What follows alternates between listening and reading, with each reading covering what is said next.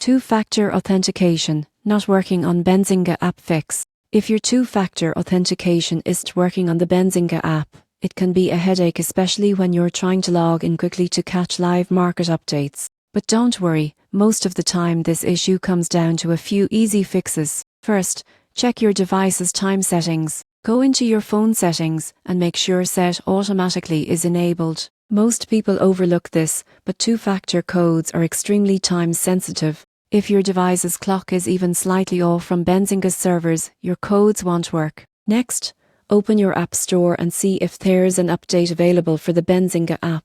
Updates often include fixes for login and security issues. After updating, restart the app and try signing in again. If you're using an authenticator app like Google Authenticator, Authy, or Microsoft Authenticator, open it and tap Sync Time for codes. This simple step relations your device with Benzinga's servers and often resolves the problem instantly. If you use SMS verification and the code isn't arriving, disable your phone and switch to mobile data instead of Wi-Fi. Some network providers block automated text messages used for two-factor authentication.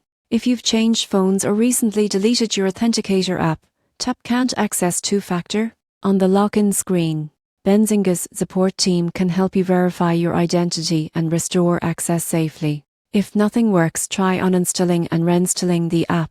This clears any corrupted data and reconnects your device to Benzinga's authentication servers. After reinstalling, re-enable two-factor authentication for better security. Once your clock, app and authentication settings are in sync, your two-factor authentication should work perfectly again. Remember, this security layer isn't just for protection.